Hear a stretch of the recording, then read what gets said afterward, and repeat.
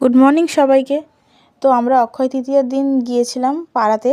ওই নবমীর দিন যেমন খাওয়ায় দুর্গাপুজোর সময় খিচুড়ি আর পায়েসের মাঝামাঝি, মানে পায়েসটাও একটু ঝালঝাল টাইপের, আর তার সঙ্গে একটা করে লাড্ডু দিয়েছিল। তো এখানে এরা খেয়ে নিয়েছে আর আমি যেতে যেতে অনেকটা দেরিও হয়ে গিয়েছিল।